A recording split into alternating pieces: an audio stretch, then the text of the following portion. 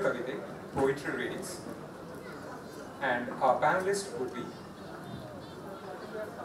Tarini Shubhadayini, Na Damodar Shetty, Pratibha Nandakumar, and Mudnakudu Chinnaswamy, which would be moderated by H.N. Aarti.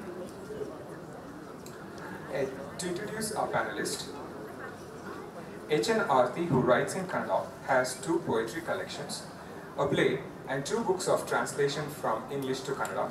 She has 2 state awards for her poetry collections to her credit, a quiz show on Kannada language and literature called Tat Anta Heli, directed by her, and holds the record of the longest running quiz show by Limca Book of World Record, completing 2,500 episodes.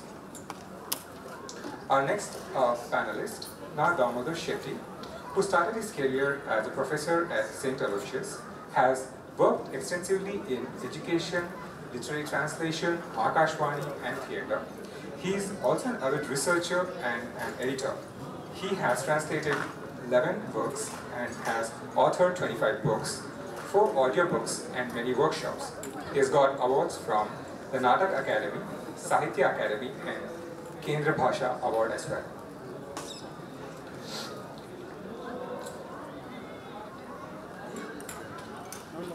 And our other panelist, Tarini Shubhadayini, is an associate English professor in Government Arts College. She has published 7 books in Kannada: Todi Raga, a poetry collection; Chittaglaniya Matu, poetry collection; Ondu Tundu Bella, poetry collection; Hedayantadaru Sodaru, a criticism;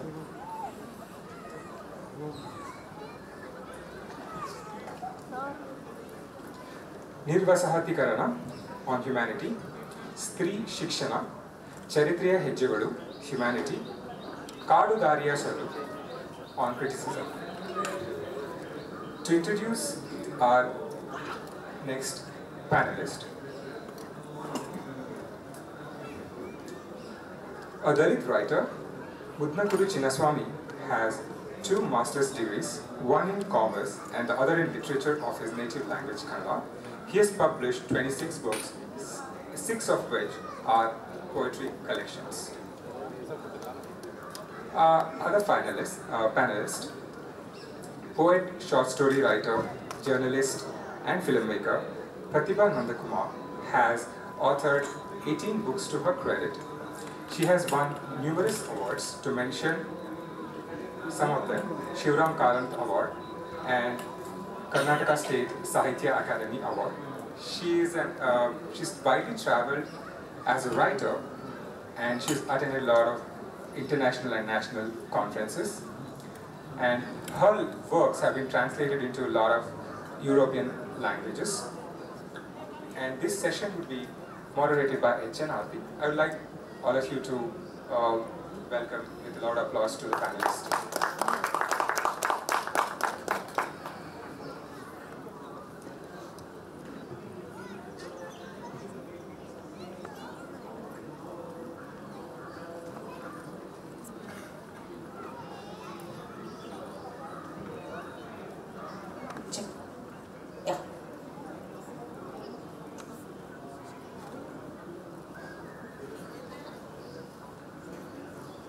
ಎಲ್ರಿಗೂ ನಮಸ್ಕಾರ.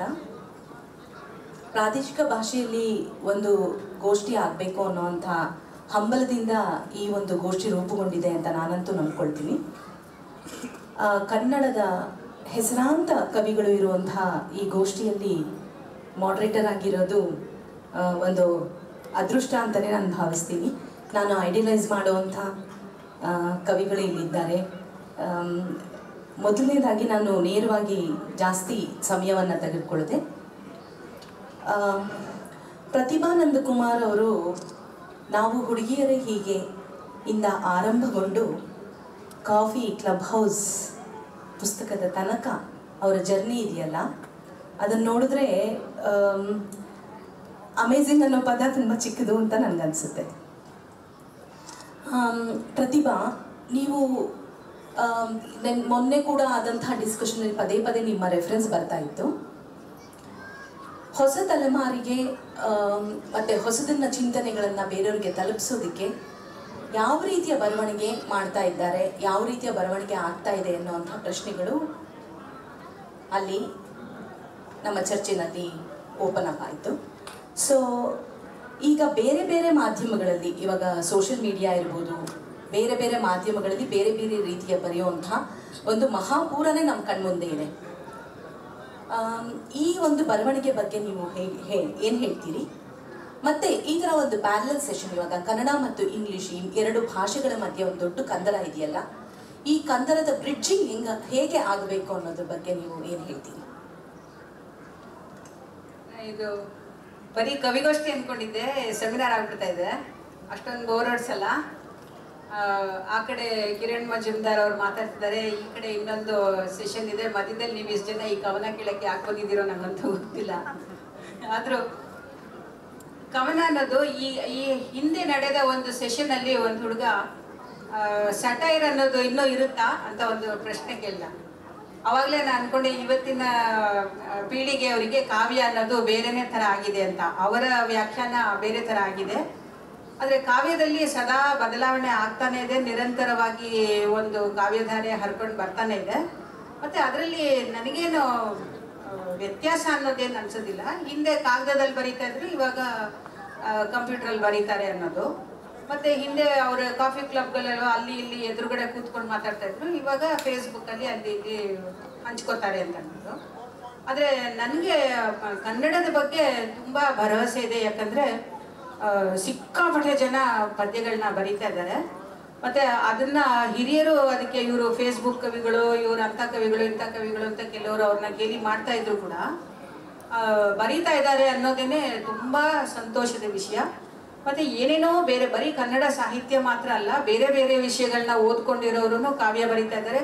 ಕನ್ನಡದಲ್ಲಿ ಕಾವ್ಯ ಬರೆಯೋದನ್ನ ತಮ್ಮ ಅಭಿವ್ಯಕ್ತಿಯ ಮಾಧ್ಯಮ ಮಾಡ್ಕೊಂಡಿದ್ದಾರಲ್ಲ, ಅದು ನಿಜಕ್ಕೂ ನಾವು ಸಂಭ್ರಮಿಸಬೇಕಾದಂತಹ ವಿಷಯ. ಹಾಗಾಗಿ ನಾವು ಕನ್ನಡ ಕಾವ್ಯದಲ್ಲಿ ನಾವು ಬಹಳ ಬಹಳ ಒಳ್ಳೆಯ ನೆಲೆಯಲ್ಲಿ ಇದ್ದೀವಿ ಅನ್ನೋದು ಸಂಭ್ರಮದ ವಿಷಯ. ಈ ಭಾಷೆಗಳ ಮಧ್ಯದ ಒಂದು ಸೇತುವೆ ಬಗ್ಗೆ ಒಂದು ಪ್ರಶ್ನೆ ಇತ್ತು. ಅಲ್ಲ, ಸಾಮಾನ್ಯವಾಗಿ ನಾನು ಎಲ್ಲ ಜರ್ನಲಿಸ್ಟ್ ಆಗಿ ನೋಡಿದಾಗ ಕನ್ನಡ ಜಗತ್ತು ಮತ್ತು ಇಂಗ್ಲಿಷ್ ಜಗತ್ತು, ಬೆಂಗಳೂರಿನ ಬಗ್ಗೆ ಹೇಳಬೇಕಾದ್ರೆ ಅವೆರಡು ತುಂಬ ಭಿನ್ನ. ಅವೆರಡರ ಮಧ್ಯೆ ಯಾವ ಕೊಂಡಿನೂ ಇಲ್ಲ. ಈ ಬ್ಯಾಂಗ್ಳೂರ್ ಲಿಟ್ ಫಸ್ಟ್ ಮಾಡಿದಾಗ್ಲೂ ಹಾಗೆ ಇತ್ತು. ಅದು ಬರೀ ಇಂಗ್ಲೀಷ್ ಜನಗಳಿಗೆ, ಇಂಗ್ಲೀಷ್ ಸಾಹಿತ್ಯ ಓದೋರಿಗೆ ಮಾತ್ರ ಅದು ಅನ್ನೋ ಒಂದು ಮಾತಿತ್ತು. ಆಮೇಲೆ ಈ ವರ್ಷ ಕನ್ನಡ ಸಾಹಿತಿಗಳನ್ನ, ಸ್ಥಳೀಯ ಸಾಹಿತಿಗಳನ್ನ ಅವರು ಸೇರಿಸ್ಕೊಂಡಿದ್ದಾರೆ ಅನ್ನೋದನ್ನೇ ಬಹಳ ಬಹಳ ದೊಡ್ಡ ವಿಷಯ. ಹೋದ ವರ್ಷ ಅವ್ರು ಕೆಲವ್ರನ್ನ ಕರೆಸಿದ್ರು, ಆದರೆ ಬೇರೆಯವ್ರನ್ನ ಇದಕ್ಕೆ ಕರಿಬೇಕು ಅಂತನೂ ಅಷ್ಟೊಂದು ಅನಿಸಿರ್ಲಿಲ್ಲ. ಇಲ್ಲಿದ್ದವರೆಲ್ಲ ಬರೀ ಇಂಗ್ಲೀಷ್ ಸಾಹಿತ್ಯ ಓದೋಂಥವ್ರು ಅನ್ನೋದನ್ನೇ ಇತ್ತು ಇಲ್ಲಿ ಬಂದಿರೋ ಜನಗಳು ಅಂತ. ಆದರೆ ಈ ಒಂದು ಕನ್ನಡ ಕಾವ್ಯದ ಈ ಗೋಷ್ಠಿಗೆ ಇಷ್ಟು ಜನ ಎದುರುಗಡೆ ಕೂತಿದ್ದಾರೆ ಬ್ಯಾಂಗ್ಳೂರ್ ಲಿಟ್ ಫೆಸ್ಟಲ್ಲಿ ಅನ್ನೋದನ್ನೇ ನನಗೆ ಮುಂದೆ ಈ ಬ್ರಿಡ್ಜ್ ಇನ್ನೂ ಕಮ್ಮಿ ಆಗ್ತಾ ಹೋಗುತ್ತೆ ಅನ್ನೋದು. ಮತ್ತು ನಮ್ಮನ್ನ ಇದ್ರ ಜೊತೆ ಸೇರಿಸ್ಕೊಳ್ಳೋದಿದೆಯಲ್ಲ, ಅದು ಅಗತ್ಯವಾಗಿ ಆಗಬೇಕಾದಂಥ ವಿಷಯ. ಬೇರೆ ಬೇರೆ ಕ್ಷೇತ್ರಗಳಲ್ಲೂ ಇದು cuts across all fields. Actually Kannada ಮತ್ತು ಇಂಗ್ಲೀಷ್ನ ನಡುವೆ, ಜಗತ್ತಿನ ನಡುವೆ ಇರುವಂಥ ಅಂತರ ಈ ಬ್ಯಾಂಗ್ಳೂರ್ ಲಿಟ್ ಫೆಸ್ಟಲ್ಲಿ ಇದು ಕಡಿಮೆಯಾಗಿ ಇನ್ನಷ್ಟು ಸೀರಿಯಸ್ ಆಗಿ ನಾವು ಎರಡು ಭಾಷೆ ಮಾತ್ರ ಅಲ್ಲ, ಇಲ್ಲಿ ಬೇರೆ ಬೇರೆ ಭಾಷೆಗಳವ್ರು ಬರೀತಾ ಇದಾರಲ್ಲ, ಅವರು ಎಲ್ಲರೂ ಸೇರಿಕೊಂಡ್ರೆ ಇದು ಇನ್ನೂ ದೊಡ್ಡದಾಗ್ಬೋದು ಮತ್ತು ಹೆಚ್ಚಿನ ಇಂಟ್ರ್ಯಾಕ್ಷನ್ಸ್ಗೆ ಅವಕಾಶ ಕೊಡ್ಬೋದು ಅಂತ ನಾನಂತೂ ನಿರೀಕ್ಷೆ ಮಾಡ್ತೀನಿ. ಮತ್ತು ಆ ಭರವಸೆ ಇದೆ. ಅದೇ, ನೇರವಾಗಿ ಕವಿತೆಯನ್ನು ಓದೋದಕ್ಕೆ ಮೊದಲು ಒಂದು ಚಿಕ್ಕ ಒಂದು round of thoughts we can exchange ಅಂತ ನಾನು ಶುರು ಮಾಡಿದೆ ಅಷ್ಟೇ. Warm up, yes, ice breaking session. Tarini, ನಿಮ್ಮನ್ನು ಏನು ಕೇಳಬೇಕು ಅಂದರೆ, ಇವಾಗ ಹೊಸ ತಲೆಮಾರಿನ ಪ್ರಸ್ತಾಪ ಆಯಿತು. ಈ ಹೊಸ ತಲೆಮಾರು ಬರೀತಾ ಇದ್ದಾರಲ್ಲ, ಅವರಿಗೆ ಈ ಛಂದಸ್ಸು, ಲಯ, ಈ ಪರಂಪರೆ ಅದರ ಅವಶ್ಯಕತೆ ಇದೆಯಾ? ಒಂದು ನವ್ಯದ ನಂತರ ಬಂದ ಕಾವ್ಯ ಇದೆಯಲ್ಲ, ಅದು ಒಂಥರ ಬಿಡುಬಿಸಾಗಿ ಬಂದ ಕಾವ್ಯ ಅಂತ ಎಲ್ಲರೂ ಅಂದ್ಕೊಂಡಿದ್ರಿಂದ ಪೊಯಿಟ್ರಿಯ ಒಂದು ವರ್ಕ್ಮ್ಯಾನ್ಶಿಪ್ ಅಂತ ಏನು ಹೇಳ್ತೀವಿ ಅಂದರೆ, ಪ್ಲೇ ರೈಟ್ ಅಂತೀವಲ್ಲ, ಹಾಗೆ ಪೊಯಿಟ್ರಿ ರೈಟ್ ಅಂತ ಇರುತ್ತಲ್ಲ, ಇದಿರುತ್ತಲ್ಲ ವರ್ಕ್ಮ್ಯಾನ್ಶಿಪ್, ಅದು ಸ್ವಲ್ಪ ಕಡಿಮೆ ಆಯಿತು, ಹಿಂದೆ ಹೋಯ್ತು. ಯಾರು ಬೇಕಾದರೂ ಹೇಗೆ ಬೇಕಾದರೂ ಬರೀಬಹುದಾ ಅಂತ ಅನ್ನಿಸ್ಕೊಂಡಂಗೆ ಕವಿತಾ ಸಂಕಲನಗಳು ಬರೋಕ್ಕೆ ಶುರುವಾಯಿತು. ಹಾಗಾಗಿ ಟ್ರೂ ಪೊಯಿಟ್ರಿ ಪರ್ಸು ಮಾಡೋದು ಅಂತ ಹೇಳ್ತಾರಲ್ಲ, ಅದು ಸ್ವಲ್ಪ ಕಡಿಮೆ ಆಯ್ತೇನೋ ಅಂತ ಅನಿಸುತ್ತೆ.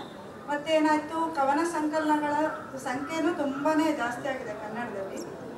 ಹೆಚ್ಚು ಕಡಿಮೆ ಒಂದು 3,000 to 5,000 ಪ್ರತಿ ವರ್ಷ ಕವನ ಸಂಕಲನೇ ಬರುತ್ತೆ ಅಂತ. ಯಾರು ಓದೋರಿಲ್ಲ, ಯಾರು ಕೇಳೋರಿಲ್ಲ ಅಂತ ಹೇಳ್ತಲೇ ಇರ್ತೀವಿ ನಾವೆಲ್ಲರೂ ನಮ್ಮ ಸರ್ಕಲಲ್ಲಿ. ಆದರೂ ಕೂಡ ಕವಿತಾ ಸಂಕಲನಗಳು ದಂಡಿಯಾಗಿ ಬರ್ತಾರೆ. ಅಂದರೆ ಎಲ್ಲೋ ಕವಿತೆಯ ಪ್ರತಿಭಾ ಹೇಳಿದಾಗೆ ಎಲ್ಲೋ ಕವಿತೆಯ ಹೊರತೆ ನಮ್ಮೊಳಗಿದೆ. ಅದು ಅಭಿವ್ಯಕ್ತಿಗಾಗಿ ಬೇರೆ ಬೇರೆ ಥರದ ಮಾಧ್ಯಮಗಳನ್ನ ಹುಡುಕೊಳ್ತಾ ಇದೆ. ಮತ್ತು ಬೇರೆ ಬೇರೆ ಅಭಿವ್ಯಕ್ತಿಯ ಕ್ರಮಗಳನ್ನು ತಾನೇ ಹೊಸ ಆಧುನಿಕೋತ್ತರ ಜಗತ್ತುಗಳಿಗೆ ತಕ್ಕ ಹಾಗೆ ರೂಪಿಸ್ಕೊಳ್ಳೋಕ್ಕೆ ಪ್ರಯತ್ನ ಪಡ್ತಾ ಇದೆ ಅಂತ ನಾನು ಅಂದ್ಕೊಳ್ತೀನಿ. ಆದರೆ ಶಿವಪ್ರಕಾಶ್ ಅವ್ರು ಹೇಳಿದಾಗೆ ಒಂದು ಲೆಕ್ಕದಲ್ಲಿ ನಾವು ಜನಪದ ಮತ್ತು ನಮ್ಮಲ್ಲಿ ಬೇರೆ ಬೇರೆ ಸೋರ್ಸಸ್ ಇತ್ತಲ್ಲ, ಪೊಯೆಟ್ರಿ ಸೋರ್ಸಸ್ ಇತ್ತಲ್ಲ, ಆ ರಿಸೋರ್ಸಸ್ಸನ್ನು ಬಳಸ್ಕೊಳ್ಬೇಕು. ಬಳಸ್ಕೊಂಡು ನೆಕ್ಸ್ಟ್ ನಮ್ಮ ಪೊಯೆಟ್ರಿಯ ಒಂದು ಕಟ್ಟುವಿಕೆ ಅದೆಲ್ಲ ಅದನ್ನು ಮಾಡಬೇಕು ಅಂತ. ಅದನ್ನು ಬಹುಶಃ ಶಿವಪ್ರಕಾಶ್, ಪ್ರತಿಭಾ, ಚಂದ್ರಸ್ವಾಮಿ ಇರೋರೆಲ್ಲರೂ ಮಾಡಿದ್ದಾರೆ. ನಾನು ನನ್ನ ತಲೆಮಾರಿನವ್ರಿಗೂ ಅದನ್ನು ಕೊಂಡೊಯ್ಬೇಕು ಅಂತ ಪ್ರಯತ್ನ. ನಾ ದಾಮೋದರ್ ಶೆಟ್ಟಿ ಅವರೇ, ಇದನ್ನು ನಮ್ಮ ವಿಮರ್ಶೆ ಜಗತ್ತಿದೆಯಲ್ಲ, ವಿಮರ್ಶಕರು ಈ ಹೊಸ ತಲೆಮಾರು ಬರೀತಾ ಇರೋದನ್ನ ಗಮನಿಸ್ತಾ ಇದೆಯೇ? ಹೌ ಅಪ್ಡೇಟೆಡ್ ಆಗಿದೆ ನಮ್ಮ ವಿಮರ್ಶಕರ ಸಮಸ್ಯೆ? ಅಂದರೆ ವಿಮರ್ಶಕರ ಸಮಸ್ಯೆ ಅಂತಲ್ಲ, ನಮ್ಮ ಓದುಗರ ಒಟ್ಟಾರೆಯಾದ ಸಮಸ್ಯೆ. ಈ ಓದು ಎನ್ನುವಂಥದ್ದು ಒಂದು ಹಂತದವರೆಗೆ ನಡೀತದೆ. ಅದನ್ನು ಓದುವುದು, ಇದನ್ನು ಓದು, ಸಿಕ್ಕಿದ್ದನ್ನೆಲ್ಲ ಓದುವಂಥದ್ದು ಕ್ರಮ. ಆದರೆ ವಿಮರ್ಶಕರು ಕೂಡ ಹಾಗೆ. ವಿಮರ್ಶಕರು ತಾವು ವಿಮರ್ಶಕರು ಎಂಬುದಾಗಿ ಗುರುತಿಸಲ್ಪಟ್ಟಂತಹ ಆದಿಮ ದಿವಸಗಳಲ್ಲಿ ಅವರು ಬಹಳ ಆಸಕ್ತಿಯಿಂದ, ಕುತೂಹಲದಿಂದ, ಎಲ್ಲರೂ ಕರೀತಾರಲ್ಲ ವಿಮರ್ಶಕರು, ಗುಡ್ ಕ್ರಿಟಿಕ್ ಅಂತ ಹೇಳ್ತಾರಲ್ಲ, ಅದನ್ನು ಕೇಳಿಸ್ಕೊಳ್ಳೋದಕ್ಕೆ ಕಿವಿಗೆ ತುಂಬ ಇಂಪು ಇರ್ತದೆ ಅದು. ಹಾಗಾಗಿ ಅವರು ತುಂಬ ಓದ್ತಾರೆ, ಒಂದು ಹಂತದವರೆಗೆ ಓದ್ತಾರೆ. ಆಮೇಲೆ ಅದೆಲ್ಲೋ ನಿಂತು ಹೋಗ್ಬಿಡುತ್ತೆ. ಎಲ್ಲರೂ ಅಷ್ಟೇನೆ, ಯಾವ ವಿಮರ್ಶಕರು ನೋಡಿ, ಯಾವ ಓದುಗರನ್ನೇ ನೋಡಿ ಒಂದು ಹಂತದವರೆಗೆ ಓದಿಬಿಟ್ಟು ನಿಲ್ಲಿಸ್ಬಿಡ್ತಾರೆ. ಮತ್ತೆ ಅವರಿಗೆ ಅವರ ಬದುಕಿನ ಉತ್ತರ ಕಾಲಘಟ್ಟದಲ್ಲಿ ಅವರಿಗೆ ಇಷ್ಟವಾಗುವಂತಹ ಪುರಾಣಗಳು ಇತ್ಯಾದಿಗಳನ್ನ, ಗೀತೆಗಳು, ಪುರಾಣಗಳು, ಬೈಬಲ್ಗಳು ಓದ್ಕೊಂಡಿರ್ತಾರೆ ಹೊರತು ನಮ್ಮ ಪುಸ್ತಕಗಳನ್ನು ಸರ್ವಥಾ ಓದುವುದಿಲ್ಲ. ಹಾಗಾಗಿ ವಿಮರ್ಶಕರು ಕೂಡ ಒಂದು ಹಂತದವರೆಗೆ ಓದಿಬಿಟ್ಟು ಮುಂದಿನ ಜನರೇಷನ್ ಅನ್ನ ಬಿಟ್ಟೇ ಬಿಡ್ತಾರೆ. ಈಗ ಯುವ ತಲೆಮಾರಲ್ಲಿ ಇಷ್ಟು ಮಂದಿ ಬರೀತಾ ಇರುವಾಗ ಇವರನ್ನೆಲ್ಲ ನೋಡಿಕೊಳ್ಳೋದು ಹೇಗೆ ಅನ್ನುವಂಥ ಚಿಂತೆ ಇರ್ತದೆ ವಿಮರ್ಶಕರಿಗೆ. ಯಾರನ್ನಪ್ಪ ಮುಟ್ಟೋದು, ಯಾರನ್ನ ಬಿಡೋದು ಅಂತ ಗೊತ್ತಾಗದಂಥ ಒಂದು ಸ್ಥಿತಿಯಲ್ಲಿ ಬಹುಶಃ ವಿಮರ್ಶಕರು ಇರ್ತಾರೆ. ಕೊನೆಗೂ ಯಾರನ್ನು ಮುಟ್ಟೋದಿಲ್ಲ ಎನ್ನುವುದನ್ನು ಕೆಲವು ಸಾಕ್ಷ್ಯಾಧಾರಗಳ ಮೇಲೆ ಕೂಡ ನಾವು ಕಂಡುಕೊಂಡಿದ್ದೇವೆ. ಒಮ್ಮೆ ಶಿವರಾಮ್ ಕಾರಂತರನ್ನ ಮಾತುಕತೆ, ಶಿವರಾಮ್ ಕಾರಂತರು ರಂಗಭೂಮಿ ಬಗ್ಗೆ ಸಾಕಷ್ಟು ಕೆಲಸ ಮಾಡಿದವರು. ಹಾಗಾಗಿ ಅವರನ್ನ ಒಂದು ಪ್ರಶ್ನೆ ಕೇಳಾಯಿತು, ಬ್ರೆಕ್ಟ್ನ ಏಲಿನೇಷನ್ ಥಿಯರಿ ಬಗ್ಗೆ ಒಂದು ಪ್ರಶ್ನೆ ಕೇಳಾಯಿತು. ಅದಕ್ಕೆ ಶಿವರಾಮ್ ಕಾರಂತರು ಒಂದು ಉಡಾಫೆಯ ಉತ್ತರ ಹೇಳಿ ತೇಲಿಸ್ಬಿಟ್ರು. ಹೇಗಂತ ಹೇಳಿದ್ರೆ, ಅವ್ರ ಜನ್ಮದಲ್ಲಿ ಬ್ರೆಕ್ಟನ್ನ ಮತ್ತು ಏಲಿನೇಷನ್ ಥಿಯರಿಯನ್ನು ಕೇಳಿಲ್ಲ ಎನ್ನುವುದನ್ನು ಅವರು ಆ ಮಾತಿನ ಮೂಲಕ ಅವರು ಸ್ಪಷ್ಟಪಡಿಸಿದರು. ಅಂದರೆ ಅದು ಆಗೋದಿಲ್ಲ, ಎಷ್ಟು ಅಂತ ಓದ್ಬೋದು ಬಿಡಿ. ವಿಮರ್ಶಕರು ಕೂಡ ಅಷ್ಟೇ, ಒಂದು ಹಂತದವರೆಗೆ ಓದ್ತಾರೆ. ಆಮೇಲೆ ಯುವಕರಿಗೆ ಮತ್ತೆ ಹೊಸ ವಿಮರ್ಶಕರು ಹುಟ್ಟಿಕೊಂಡು ಬರಬೇಕು ಹೊರತು ಅದೇ ಇವರನ್ನ ನಮ್ಮ ನಡುವೆ ಕಾಣುವಂಥ ಅದೇ CNR ಅನ್ನ, ಅದೇ ಥರದವರನ್ನ ನೀವು ಹುಡ್ಕೊಂಡು ಹೋದ್ರೆ ಆಗೋದಿಲ್ಲ ಬಿಡಿ. Being a writer is a political statement ಅಲ್ವಾ? ಸೊ ಈ ದಲಿತ ಲೇಖಕ ಅಂತ ನಿಮ್ಮನ್ನು ಕರೆದಾಗ ಚಿನ್ನಸ್ವಾಮಿ, ನೀವು ಅದಕ್ಕೆ ಯಾವ ರೀತಿ ಪ್ರತಿಕ್ರಿಯಿಸ್ತೀರಿ? ಮತ್ತೆ ಈ ರೀತಿಯ ಒಂದು ಟ್ಯಾಗ್ ಒಬ್ಬ ಲೇಖಕನಿಗೆ ಬೇಕು?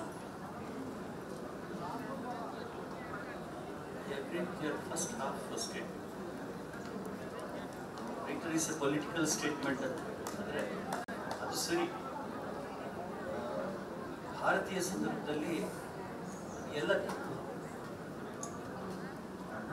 ಸಂದರ್ಭದಲ್ಲಿ ಎಲ್ಲ ಕ್ಷೇತ್ರಕ್ಕೂ ಅದನ್ನು ವಿಸ್ತರಿಸ್ಬೋದು. ಈ ಜಾತಿ ಅನ್ನೋದಿದೆಯಲ್ಲ, ಜಾತಿಯನ್ನು ಬಿಟ್ಟು ವ್ಯಕ್ತಿ ಇಲ್ಲ ಈ ದೇಶದಲ್ಲಿ. ಹಾಗಾಗಿ ಬರಹಗಾರನಿಗೆ ಹೆಚ್ಚು ಅನ್ವಯ ಆಗುತ್ತೆ. ಯಾಕೆ ಅಂದರೆ ಅವನ ಅನುಭವ ಜಗತ್ತು ಬೇರೆ. ಪ್ರತಿಯೊಂದು ಜಾತಿಗೂ ಅದು ಒಂದು ಜಗತ್ತು ಈ ದೇಶದಲ್ಲಿ. ಹಾಗಾಗಿ ಅವನ ಅನುಭವ ಜಗತ್ತು ಬೇರೆ ಆದ್ದರಿಂದ ಅವನ ಅಭಿವ್ಯಕ್ತಿಯು ಬೇರೆ ಥರ ಇರುತ್ತೆ, ಅವನ ಭಾಷೆಯೇ ಬೇರೆ ಇರುತ್ತೆ. ಹಾಗಾಗಿ I think I agree with that statement. But the next part of it, ನೀವು ಬ್ರ್ಯಾಂಡ್ ಮಾಡೋದಿದೆಯಲ್ಲ, ಅದು ಪ್ರಿಜುಡಿಸ್ಡ್ ಅಂತ ಅನಿಸುತ್ತೆ. ನೀವು ವಿಮೆನ್ ರೈಟರು ಅಂತ ನಾನು ಒಪ್ಕೊಳ್ಳಲ್ಲ, ನಾನು ದಲಿತ್ ರೈಟರ್ ಅಂತಲೂ ನೀವು ಕರಿಬಾರ್ದು. ಯಾಕೆಂದರೆ that's basically the experience and ನಿಮ್ಮ ಸಂವೇದನೆ. ಅದು ಹೊರಗಡೆ ಹೇಗೆ ಬರುತ್ತೆ ಅದು ಮುಖ್ಯವೇ ಹೊರತು ಯಾರಿಂದ ಬರುತ್ತೆ, ಅವನು ಹುಟ್ಟು ಹೇಗೆ ಅನ್ನೋದು ಬೇಕಾಗಿರಲ್ಲ. ಅದಕ್ಕೆ ಒಳ್ಳೆ ಪೊಯೆಟ್ರಿನ ಗಮನಿಸಿ ಅಂತ ನಾನು, whether it's women or Dalit or Muslim, anybody, the experience is the fine ಇದು ಅನಿಸುತ್ತೆ. Thank you. ಪ್ರತಿಭಾ, ಪದ್ಯಗಳನ್ನು ಓದೋದು ಶುರು ಮಾಡ್ಬೋದಾ? ನಿಮ್ಮಿಂದಾನೆ ಕನ್ನಡದಲ್ಲಿ ಓದಿ ಟ್ರಾನ್ಸ್ಲೇಷನ್ ಓದ್ತೀರಾ? ಅವರು ಪ್ರಶ್ನೆ ಮಾಡ್ತೀರಾ? ನೀವು ಹೇಗೆ? ಎಷ್ಟು ಜನಕ್ಕೆ ಕನ್ನಡ ಬರುತ್ತೆ? ಎಲ್ಲರಿಗೂ ಬರುತ್ತಾ? ಹಾಗಾದರೆ ಇಂಗ್ಲೀಷ್ ಓದಲ್ಲ, ಕನ್ನಡದಲ್ಲೇ ಓದ್ತೀನಿ. ಒಂದು ಇದು ಅನಂತಮೂರ್ತಿ ಅವರಿಗೆ ಅವರ ಸ್ಮರಣೆಗೆ ಇದನ್ನು ಹೇಳ್ತಾ ಇರೋದ್ರಿಂದ ಒಂದು ಸಣ್ಣ ಘಟನೆ ಹೇಳಿ ಒಂದು ಕವನ ಓದ್ತೀನಿ ನಾನು. ಅವರು ಅನಂತಮೂರ್ತಿಯವರು ಒಂದು ಮನೆ ತಗೊಂಡ್ರು ಡಾಲರ್ಸ್ ಕಾಲೋನಿನಲ್ಲಿ. ಅವ್ರ ಹತ್ರ ಇದನ್ನು ನನಗೆ ಗೊತ್ತದು, ಅವ್ರ ಹತ್ರ ಇದ್ದ ಒಂದು ಸೈಟ್ನ ಅವರು ಸರೆಂಡರ್ ಮಾಡಿ ಡಾಲರ್ಸ್ ಕಾಲೋನಿಯಲ್ಲಿ ಒಂದು ಕಾಲೋನಿ ಅಂತ ಮಾಡ್ತಿದ್ದಾರೆ ಅಂದಾಗ ಇನ್ನು ಮಿಕ್ಕಿದ್ದು ಅಲ್ಲಿ ಮನೆ ತಗೊಳ್ಳೋದಕ್ಕೆ ಇನ್ನು ಮಿಕ್ಕಿದ ದುಡ್ಡು ಎಷ್ಟಿರುತ್ತೋ ಅಷ್ಟನ್ನ ದುಡ್ಡನ್ನ ಕಟ್ಟಿ ಅವರೊಂದು ಮನೆ ತಗೊಂಡ್ರು.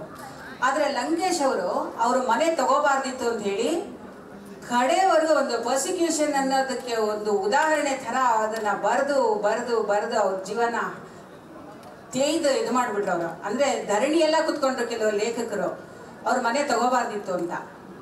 ಅದ್ರಲ್ಲಿ ಏನು ಅಕ್ರಮ ಏನು ನಡೆದಿರಲಿಲ್ಲ, ಆದರೂ ಇವ್ರಿಗೆಲ್ಲ ಸೇರಿಕೊಂಡು ಅವ್ರ ಆ ಮನೆ ತಗೋಬಾರ್ದಿತ್ತು ಅಂತ. ಆವಾಗ ನಾನೊಂದು ಪದ್ಯ ಬರೆದೆ, ಅದನ್ನು ಅವ್ರ ನೆನಪಿಗೆ ಇದನ್ನು ಓದ್ತಾ ಇದ್ದೀನಿ. ಒಂದು ಮನೆಯ ಕಥೆ. ಪೋಡಿಯಂ ಏನಾದರೂ ಬೇಕಾ ನಿಮಗೆ? ಪೋಡಿಯಮು ಯೂಸ್ ಮಾಡ್ಬೋದು. ಹಾಂ,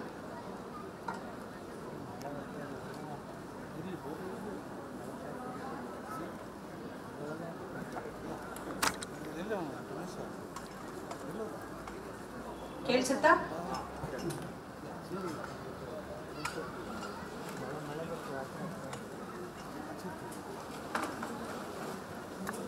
ಒಂದು ಮನೆಯ ಕಥೆ. ಆ ಮನೆಗೆ ಹಗರಣದ ಹೆಬ್ಬಾಗಿಲು, ಹೊಟ್ಟೆ ಕಿಚ್ಚಿನ ತಾರಸಿ, ಕಂಡವರು ಕಾಣದವರು ಎಸೆದ ಆಳಿಗೊಂದು ಕಲ್ಲಿನ ಗೋಡೆ, ವಾದ ಸಿದ್ಧಾಂತಗಳ ತಾಕಲಾಟದ ತಳಪಾಯ. ಅದು ಹಾಗೆ ಆಚೆ ಬದಿಯ ಹುಲ್ಲು ಹೆಚ್ಚು ಹಸಿರು, ಅವರ ಮನೆಯ ಹಸುವಿಗೆ ಹೆಚ್ಚು ಹಾಲು, ಕನ್ನಡಿಯೊಳಗಿನ ಗಂಟು ದೊಡ್ಡದು. ಅವರು ಮಾಡಿದರೆಂದು ಇವರೇ ಮೊದಲೆಂದು ಅವರು ಹಠ ಹಿಡಿದು ಹಾರಿಸಿದರು. ಸ್ಫೋಟಕ್ಕೆ ಕಾರಣ ನೂರಾರು, ಜಗತ್ತೇ ಎದ್ದುಗೂತು ಬೆರಗಿನಾಕ್ಷೇಪಣೆಯಲ್ಲಿ ಮಾತಿನ ಕುಟಾಣಿಯಲ್ಲಿ ಕುಟ್ಟಿ ಪುಡಿ ಮಾಡಿ ದವಡೆಗೆ ಒತ್ತರಿಸಿಕೊಂಡು ಹೀರಿ ರಸ. ಏನೀಗ ಬಿಡಿ, ನಾವು ನೀವು ಮಾಡದಿದ್ದೇನಲ್ಲವಲ್ಲ, ನಾವು ಸರಿ ನೀವು ಮಾಡಬಾರ್ದು. ಹೊಟ್ಟೆಗಿಲ್ಲದವರಿಗೆ ಜುಟ್ಟಿಗೆ ಮಲ್ಲಿಗೆ ಏಕೆ, ಅಣುವೇನು ತೃಣವೇ ಹೊಣೆ ಇಲ್ಲವೇ ಎಂದು ಕೇಳಿದರು. ಈ ಕಡೆ ಹರ್ಷೋಲ್ಲಾಸ, ಆ ಕಡೆ ಧರಣಿ ಮುಷ್ಕರ. ಮೇಲ್ಮನೆಯ ಪ್ರವೃತ್ತಿಗಳಂತೂ ಗಟ್ಟಿ ತಡೆದೇ ಬಿಟ್ಟರು. ಹಾಕೇ ಬಿಟ್ಟರು ಬಹಿಷ್ಕಾರ, ಉಪ್ಪು ಕೊಡಬಾರದೆಂದರು. ಅವರಿವರಿಗೆ ಹೇಳಿ ಕಳಿಸಿ ಘಟಶ್ರಾದ್ದ ಮಾಡಿದರು, ಸಂಸ್ಕಾರಕ್ಕೂ ಸಿದ್ಧರಾದರು. ಅಲ್ಲೆಲ್ಲೋ ದೂರದ ನೆಂಟರು ಕಪ್ಪು ತೋರಿಸಿದರು, ಹಿರಿಯರನ್ನು ಉದಾಹರಿಸಿದರು. ಶಾಂತಿ ಭಂಗಕ್ಕೆ ಹಳಹಳಿಸಿದರು. ಬಣ್ಣ ಬಯಲಾಯಿತೆಂದರು, ಮಾತು ಮುರಿಯಿತೆಂದರು, ಮೂಗೊರೆಸಿಕೊಂಡರು. ಹಲುಬಿದ ಹಳೆಯವರು ಹೊಸಬರು ಹಲ್ಕಿರಿದರು. ಕಾದು ಕೂತರು, ಊರಿಗೆ ಬಂದವರು ನೀರಿಗೆ ಬರುವವರೆಂದು. ಹೋಮಕುಂಡದಲ್ಲೂ ಕೆಲವರು ಬೇಳೆ ಬೇಯಿಸಿಕೊಂಡರು, ಕೆಲವರು ಮೈಸುಟ್ಟುಕೊಂಡರು. ಆದರೂ ಆ ಮನೆಗೆ ತೋರಣ ಕಟ್ಟಲಾಯಿತು. ಸದ್ದಿಲ್ಲದ ಗೃಹ ಪ್ರವೇಶದಲ್ಲಿ ಅಲ್ಲಿ ಅಗ್ನಿ ಸ್ಥಾಪನೆಯಾಯಿತು. ದೇವಮೂಲೆಯಲ್ಲಿ ಗಂಧ ಕರ್ಪೂರಗಳು, ಅಡಿಗೆ ಮನೆಯಲ್ಲಿ ಇಂಗು ತೆಂಗುಗಳು ಘಮ್ಮೆಂದವು. ಅಂಗಳಕ್ಕೆ ಸಿಂಪಡಿಸಿದ ಸಗಣಿ ನೀರಿನ ಜೊತೆಗೆ ಅವರೆಲ್ಲ ಹೊರಗೆ ಸಾರಿಸಲ್ಪಟ್ಟರು. ಆಶ್ಚರ್ಯ ಅಂದ್ರೆ ಇದೇ ಕವನ ಲಂಕೇಶ್ ಪತ್ರಿಕೆನಲ್ಲೇ ಬಂತು.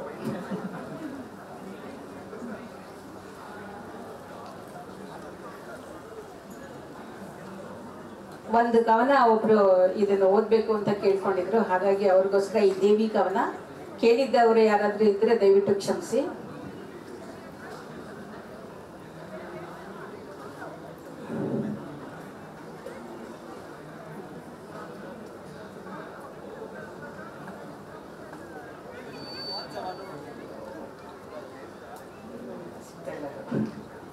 ಅದೆಲ್ಲ ಸಿಗ್ತಲ್ಲ, ಬೇರೆ ಓದ್ತೀನಿ. ಇದು ನಾನು 2-3 ಕಡೆ ಓದಿದ್ದೀನಿ. ಇದೇನೋ ಬಿಪಾಶಾ ಬಾಸು ಒಂದ್ಸತಿ ಹೇಳಿದ್ಲು, ನನಗಿನ್ನೂ ಸೀರೆ ಉಡಕ್ ಬರಲ್ಲ ಅಂತ.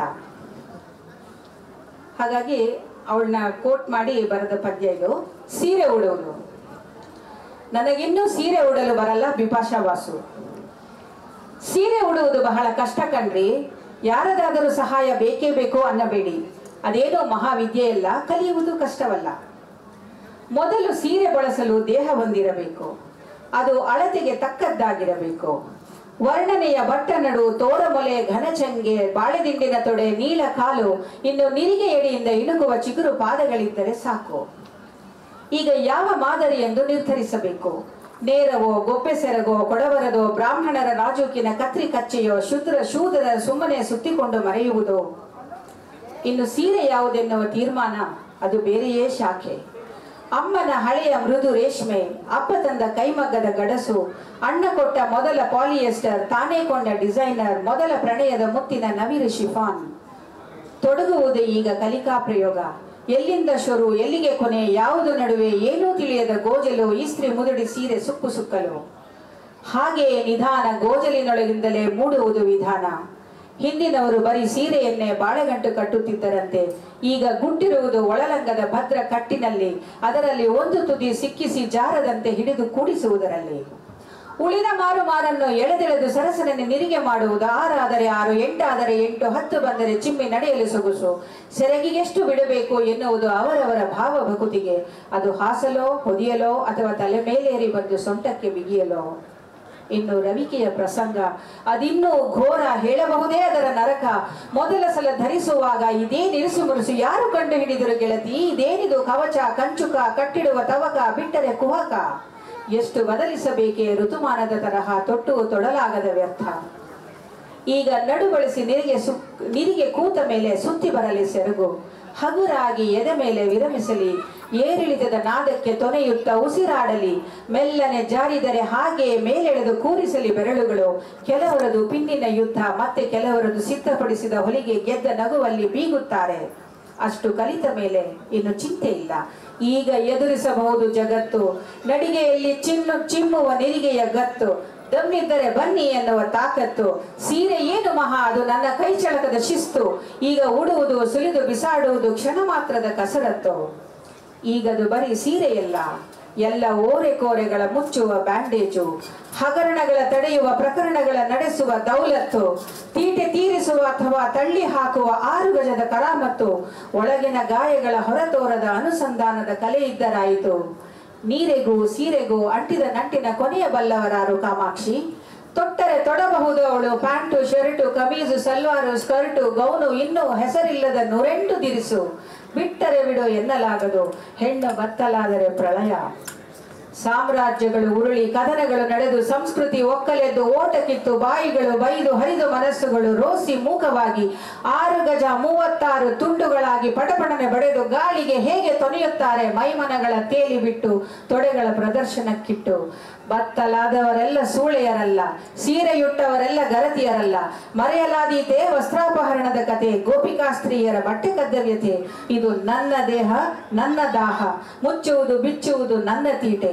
ಸೀರೆಯೊಳಗಿನ ಸುಳಿ ಕೊಂಡೊಯ್ಯುವುದು ಕಾಣದ ಕಡೆಗೆ. ಆಗಬೇಕೇ ನಾನು ಬೇಟೆ? ಎಚ್ಚರಿಕೆ ಬಿಪಾಶ, ಇದು ಪಾಶ.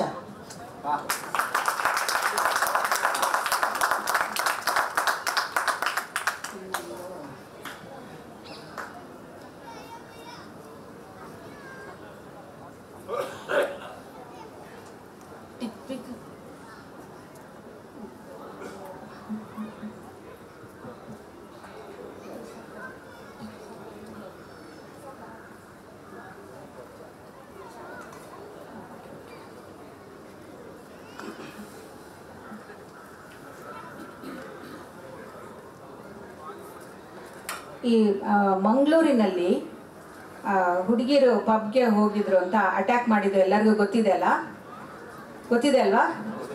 ಅವರು ಏನು ಹೇಳಿದ್ರು ಅಂದರೆ, ಹುಡುಗಿಯರೆಲ್ಲ ಕುಡಿಯೋದೆಲ್ಲನೂ ನಮ್ಮ ಸಂಸ್ಕೃತಿ ಅಲ್ಲ ಅಂತ ಹೇಳಿದ್ರು. ಅವಾಗ ನಾನು ಕೇಳಿದೆ ಅವ್ರಿಗೆ, ನಮ್ಮ ಸಂಸ್ಕೃತಿ ಅಂದರೆ ಏನು ಗೊತ್ತಾ ಅಂತ. ಅವ್ರಿಗೆ ಗೊತ್ತಿರಲಿಲ್ಲ. ಅದಕ್ಕೆ ನಾನು ಲಲಿತಾ ಸಹಸ್ರನಾಮದ ಹೆಸರುಗಳನ್ನೆಲ್ಲ ಹಾಕಿ ಈ ಪದ್ಯ ಬರೆದು ನಾವು ಮಂಗಳೂರಲ್ಲಿ ಒಂದು ದೊಡ್ಡ ಪ್ರತಿಭಟನಾ ಸಭೆ ಮಾಡಿದಾಗ ಅಲ್ಲಿ ಓದಿದ್ದೆ ಇದನ್ನ. ಲಲಿತಾ ಸಹಸ್ರನಾಮದಲ್ಲಿ ಏನಿದೆ ಅದು ನಮ್ಮ ಸಂಸ್ಕೃತಿ, ಅದು ತಿಳ್ಕೊಳ್ಳಿ ಅಂತ ಅದನ್ನ ಇಲ್ಲಿ ಓದ್ತೀನಿ. ದೇವಿ ಅವಳು ಮಲವಿಲ್ಲದ ನಿರ್ಮಲೆ, ಅವಳು ಲೋಲಾಕ್ಷಿ ಕಾಮರೂಪಿಣಿ. ಕಾಮಕ್ಕೆ ಯೋಗೇಶ್ವರಿ, ಕ್ರೋಧಕ್ಕೆ ಮಾಹೇಶ್ವರಿ, ಲೋಭಕ್ಕೆ ವೈಷ್ಣವಿ, ಮದಕ್ಕೆ ಬ್ರಹ್ಮಾಣಿ, ಮೋಹಕ್ಕೆ ಸ್ವಯಂಭು ಕಲ್ಯಾಣಿ, ಮಾತ್ಸರ್ಯಕ್ಕೆ ಇಂದ್ರಜ, ಪೈಶೂನ್ಯಕ್ಕೆ ಯಮದಂಡಭದ್ರ, ಆಸೂಯೆಗೆ ವಾರಾಹಿ. ದೇವಿ ಎಂದರೆ ಇಚ್ಛಾಶಕ್ತಿ, ಜ್ಞಾನಶಕ್ತಿ, ಕ್ರಿಯಾಶಕ್ತಿ ಸ್ವರೂಪಿಣಿ. ಅವಳು ರುಧಿರ ಸ್ಥಿತ, ಮಾಂಸನಿಷ್ಠ, ಮಧುಪ್ರೀತ, ಮಾಧ್ವಿ ಪಾನಾಲಸ ಮತ್ತ, ಬಲಿಪ್ರಿಯ, ಸುಖಾರಾಧ್ಯ, ಲಾಸ್ಯಪ್ರಿಯ, ವಿಶೃಂಖಲ, ರತಿಪ್ರಿಯ, ಕಾಮಕೇಲಿ ತರಂಗಿತ. ಶಕ್ತಿದೇವಿಯ ಯೋಗವಿಲ್ಲದಿದ್ದರೆ ಬ್ರಹ್ಮ, ವಿಷ್ಣು, ರುದ್ರ, ಈಶ್ವರ, ಸದಾಶಿವರು ಪ್ರೇತಗಳಂತೆ ನಿಶ್ಚಲರು. ಅವಳು ಅವರನ್ನೇರಿ ಕುಳಿತ ಪಂಚಪ್ರೇತಾಸನಾಸೀನ. ಅವಳು ಕಾಮೇಶಿ, ಕಾಮಿತಾರ್ಥದ, ಕಾಮಸಂಜೀವಿನಿ, ಕಾಮದಾಯಿನಿ.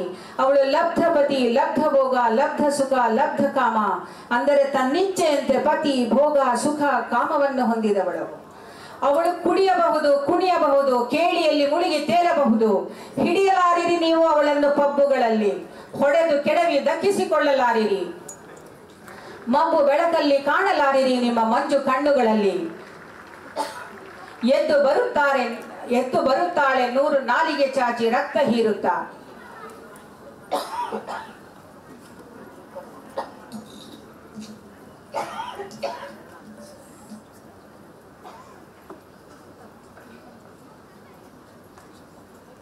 ಸಾರಿ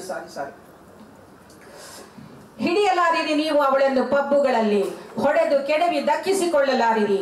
ಮಬ್ಬು ಬೆಳಕಲ್ಲಿ ಕಾಣಲಾರಿರಿ ನಿಮ್ಮ ಮಂಜು ಕಣ್ಣುಗಳಲ್ಲಿ. ಎದ್ದು ಬರುತ್ತಾಳೆ ನೂರು ಸಾರಿ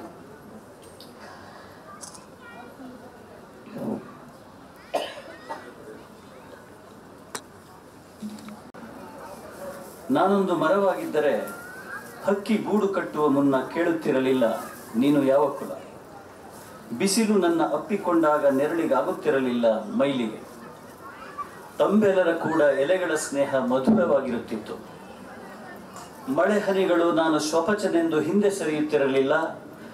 ನಾನು ಬೇರೂರಿ ಕುಡಿಯಿಡುತ್ತಿರುವಾಗ ಭೂದೇವಿ ಮಡಿ ಮಡಿ ಎಂದು ಓಡುತ್ತಿರಲಿಲ್ಲ. ಪವಿತ್ರ ಗೋವು ನನ್ನ ತೊಗಟೆಗೆ ತನ್ನ ಮೈ ಉಜ್ಜಿ ತುರಿಕೆ ತೀರಿಸಿಕೊಳ್ಳುವಾಗ ಅದರ ಅಂಗಾಂಗಗಳಲ್ಲಿ ಅಡರಿಕೊಂಡ ಮುಕ್ಕೋಟಿ ದೇವತೆಗಳು ನನ್ನನ್ನು ಮುಟ್ಟಿಸಿಕೊಳ್ಳುತ್ತಿದ್ದರು. ಯಾರಿಗೆ ಗೊತ್ತು, ನನ್ನ ಅಂತ್ಯಕಾಲದಲ್ಲಿ ಕಡಿದು ತುಂಡಾದ ಒಣಸೀಳೊಂದು ಹೋಮಾಗ್ನಿಯಲ್ಲಿ ಬೆಂದು ಪಾವನವಾಗುತ್ತಿತ್ತೇನೋ, ಅಥವಾ ಸತ್ಪುರುಷನೊಬ್ಬನ ಹೆಣಕ್ಕೆ ಚಟ್ಟವಾಗಿ 4 ಜನ ಸಜ್ಜನರ ಹೆಗಲೇರಬಹುದಿತ್ತೆ.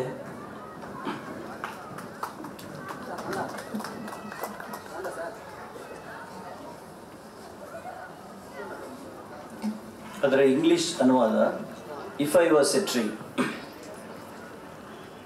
ಇದನ್ನ ರೋವಿನಾ ಹಿಲ್ ಅಂತ ವೆನಿಜುವೆಲನ್ ಪೊಯೆಟ್ ಒಬ್ಬರು ಮಾಡಿದ್ದಾರೆ. If I was A tree, if I was a tree, the bird wouldn't ask me before it built its nest what caste I am. If I was a tree, the bird wouldn't ask me before it built its nest what caste I am. When sunlight embraced me, my shadow wouldn't feel defiled. My friendship with the cool breeze and the leaves would be sweet. Raindrops wouldn't turn back, taking me for a dog-eater. When I branch out further from my roots, Mother Earth wouldn't flee shouting for a bath. The sacred cow would scrape her body on my bark, scratching wherever it itched, and the 300,000 gods sheltering inside her would touch me. Who knows, at the end, hacked into pieces of dry wood, burning in the holy fire, I might be made pure on becoming the bier for a sinless body, be born on the shoulders of 4 good men.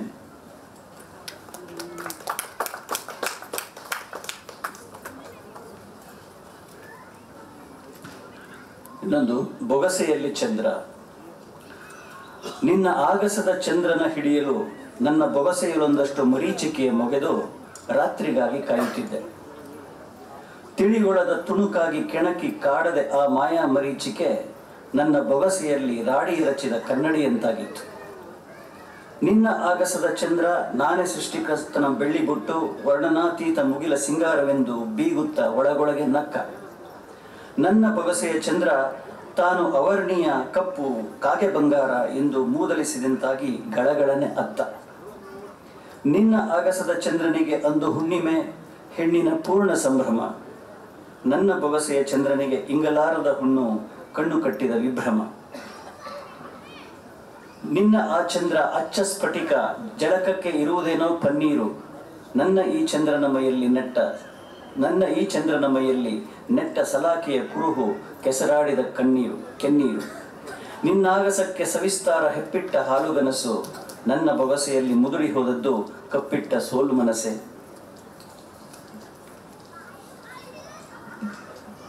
The moon in my palm. To seize the moon in your sky, I cupped my hands holding a mirage and waited for night time. That elusive mirage was not a teasing scrap of unruffled pond, but a blemished mirror in my muddy palm. The moon in your sky felt great and smiled to himself, saying, I am the tilak on the Creator's brow, the indescribable ornament of the sky. The moon in my palm, thinking how he was outcast and black and mocked at crow metal, cried boo-hoo. For the moon in your sky, it was full moon day, full like the celebration of a woman. For the moon in my palm, an incurable wound, a delusion of bandaged eyes. Your moon is a clear crystal, with rose water for its bath. My moon's body is pierced and scarred by shafts smeared with blood like mire. Has the charred, defeated mind withered and gone from my palm? To your sky's vast, fermenting, milky dream.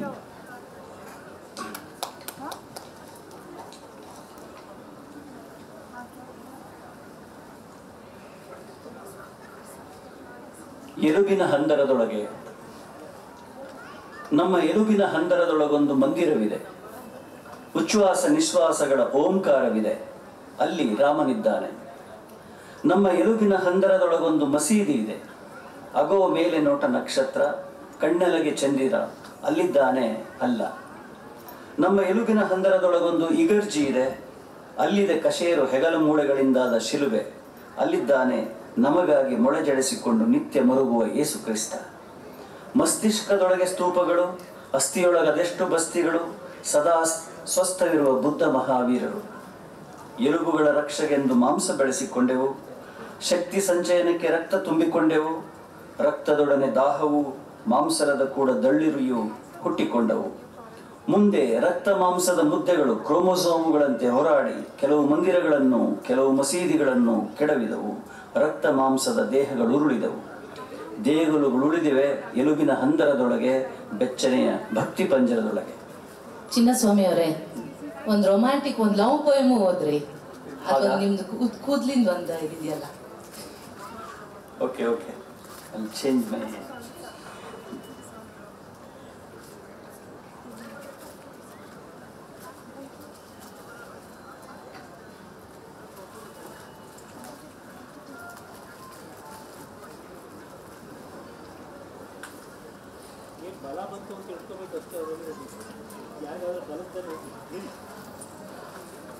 ಕಂದು ಬಣ್ಣದ ಒಂದು ಬಿಡಿ ನೀಳಿ ಕೂದಲು,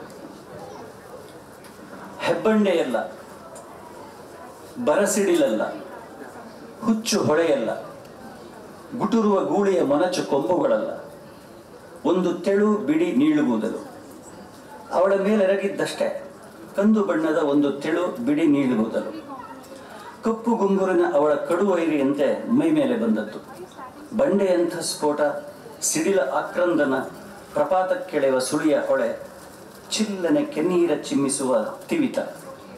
ಆ ಕೂದಲೆಳೆಗದೆಷ್ಟು ಶಕ್ತಿ, ನೆಲ ಬಗೆದು ಕೆಳಗೆ ದಬ್ಬಿದ ಹಾಗೆ. ಅವಳ ಎದೆಯ ಒಳಗೆ ಬೆಂಕಿ, ಮೈಯೆಲ್ಲ ಜ್ವಾಲೆ. ಅಕಸ್ಮಾತ್ ಗಂಡನ ಎದೆಗುಂಡಿಗೆ ತಗುಲಿದ ಒಂದು ಯಕಶ್ಚಿತ ಕೂದಲು ಅವಳ ಗುಂಡಿಗೆಯನ್ನೇ ನಡುಗಿಸಬಲ್ಲ ಕುದುರೆಯ ಒತ್ತಿಗೆ ಕಾದು ಕುಳಿತ ತುಪಾಕಿಯ ಗುಂಡಾಯಿತಲ್ಲ. ಮುಂದೊದಗುವ ಗಂಡಾಂತರ. ಈ ಒಂದು ಬಿಡಿ ಕೂದಲಿಗೆ ಎಂಥ ರೂಪಕ ಶಕ್ತಿ!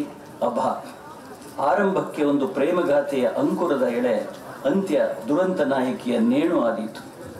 ಸಂಶಯದ ಕತ್ತಲಾವರಿಸಿದ ಕಣ್ಣುಗಳಿಗೆ ನಿಜದ ನೀರು ಚಿಮುಕಿಸಿದರೆ ಬಯಲಾಗುವುದೇ? ಮುದ್ದು ಮಳೆಗರೆಯುವಾಗ ಬಿದ್ದ ಒದ್ದೆ ಹನಿಯಲ್ಲ ಈ ಬಿಡಿಗೂದಲು ಎಂದು.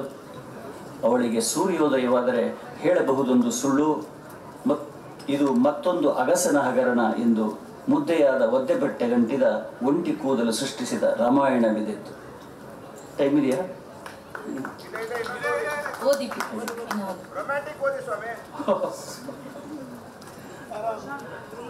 ಹುಡುಕ್ಬೇಕು.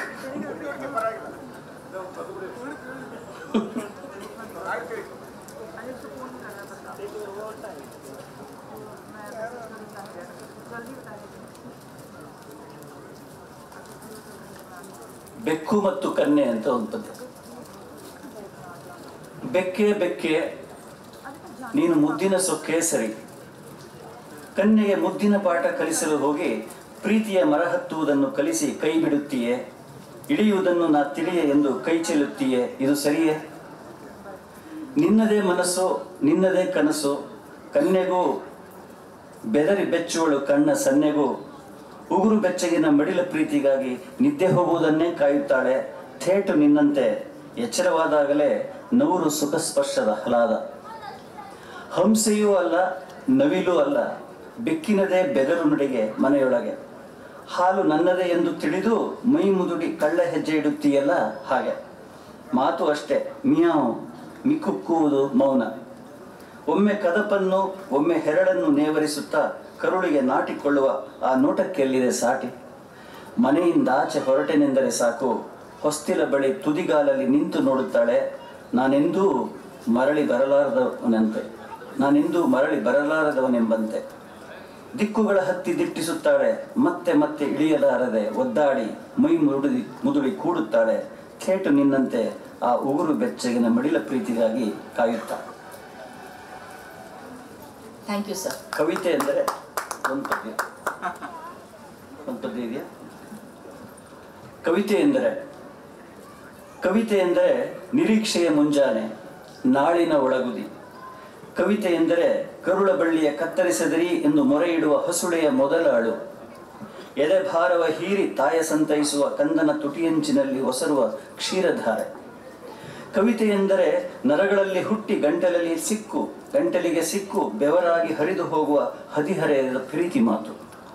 ಕವಿತೆ ಎಂದರೆ ಮುತ್ತಿನ ಮಗಳ ಅನಿರೀಕ್ಷಿತ ಪಲಾಯನದ ತಳಮಳ, ಅಪ್ಪನ ತೊಳಲಾಟವನ್ನರಿಯದ ಮಗನ ಹುಡುಗಾಟ. ಕವಿತೆ ಎಂದರೆ ಮಡದಿಯ ಮಡಿಲಿಗಾತು ಕಣ್ಮುಚ್ಚುವ ತವಕದ ಕೊನೆ ಉಸಿರು. 2. ಕವಿತೆ ಎಂದರೆ ನಿರೀಕ್ಷೆಯ ಮುಂಜಾನೆ, ನಾಳಿನ ಒಳಗುದಿ. ಕವಿತೆ ಎಂದರೆ ಕಟ್ಟಿಟ್ಟ ಕನಸಿನ ಬುತ್ತಿಯನ್ನು ನಾಳೆ ಬಿಚ್ಚುವ ಸಂಭ್ರಮ. ಆ ಬುತ್ತಿಗೆ ಹುಳು ಹತ್ತಿ ತತ್ತಿ ಇಟ್ಟು ಕೊಳೆತು ಹಾಳಾಗಬಹುದೆಂಬ ಭಯ. ಕವಿತೆ ಎಂದರೆ ನಿನ್ನೆಯದಲ್ಲ, ಇಂದಿನದೂ ಅಲ್ಲ, ನಾಳಿನ ನೆನಪು. ಕವಿಯೂ ಅಷ್ಟೇ, ಇಂದು ನಿನ್ನೆಗಳ ಮೆಟ್ಟಿ ನಿಲ್ಲುವ ನಾಳೆಯ ಸರದಾರ. ನಮಸ್ಕಾರ. ಸಿನಿಮಾ ರಂಗದಲ್ಲಿ ಚತುರ್ಭಾಷಾಕಾರೆ ಅಂತ ಕೆಲವ್ರನ್ನ ಕರೀತಾರೆ. ನಮ್ಮ ದಾಮು ಶೆಟ್ಟಿಯವರು ಆ ಕ್ಯಾಟಗರಿಗೆ ನಾವು ಸೇರಿಸ್ಬೋದು. ಅನೇಕ ಭಾಷೆಗಳನ್ನು ಬಲ್ಲ, ಅಷ್ಟೇ ಸೊಗಸಾಗಿ ಅನುವಾದವನ್ನು ಮಾಡಬಲ್ಲಂತಹ ದಾಮೋದರ್ ಶೆಟ್ಟಿಯವರು ತಮ್ಮ ಪದ್ಯಗಳನ್ನು ಓದ್ತಾರೆ. ಪ್ರಸ್ತುತ ಎನ್ನಿಸಬಹುದಾದ ವಿಷಯಗಳನ್ನು ತಗೊಂಡು ಕವನ ಬರೆಯುವಂಥ ಒಂದು ಹವ್ಯಾಸ ನನಗಿದೆ. ಹಾಗಾಗಿ ನನ್ನ ಮೊದಲ ಕವನ 3 ಪುಟ್ಟ ಕವನಗಳನ್ನಷ್ಟೇ ಓದ್ತೇನೆ, ಹೆಚ್ಚು ತ್ರಾಸ ಕೊಡೋದಿಲ್ಲ. ನಗರ ಗರಗರ ಅಂತ ಈ ಕವನದ ಹೆಸರು. ನಗರ ಗರಗರ. ರಾತ್ರಿಯ ಕತ್ತಲಲ್ಲಿ ದೀಪದ ಬೆಳಕಿದ್ದರೂ ತಡಕಾಡುತ್ತಾ ಬರುತ್ತಿದ್ದಾತ ದೂರವಾಗುತ್ತಿದ್ದ ಗೆಳತಿಗೆ ಕೈ ಬೀಸುತ್ತಿದ್ದ. ಏನೊಂದು ಏದುಸಿರು, ಯಾಕೀ ಬೆವರು, ಹೊತ್ತಿದ್ದನೇನು ಅವ 100 ಮೂಟೆ ಅಕ್ಕಿ, ಅಥವಾ ಸುತ್ತಿಗೆ ಎತ್ತಿ ಎತ್ತಿ ಒಗೆದಿದ್ದನೇ ಕೆಂಡ ಕಬ್ಬಿಣಕ್ಕೆ ತಿದಿ ಒತ್ತಿ ಒತ್ತಿ. ಇಂಥವರೆಲ್ಲ ಕಂಡುಕೊಂಡಿದ್ದಾರೆ ಈಗ ಅಂಡು ಕುಣಿಸುವ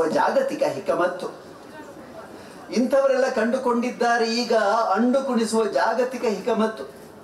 ಬ್ಯಾಂಡು ವಾದ್ಯದ ಲಹರಿ ನರ್ತನದ ಮತ್ತು ದುಡಿಯದೆ ದೇಹದಣಿಸುವ ಕರಾಮತ್ತು. ಎಲ್ಲಿದ್ದಾರೆ ಇವರೆಲ್ಲ ಹಗಲು ಹೊತ್ತು ಸಭ್ಯ ಮುಖವಾಡ ಹೊತ್ತು ಕಾಯುತ್ತ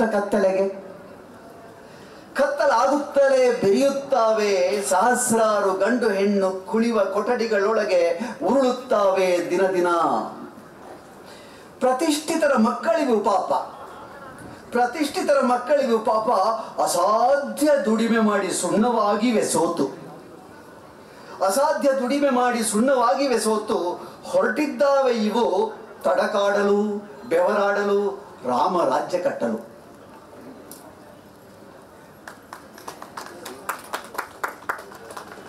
ಚಪ್ಪಾಳೆ ಹೊಡೆಯದಿದ್ರು ಅಡ್ಡಿಲ್ಲ.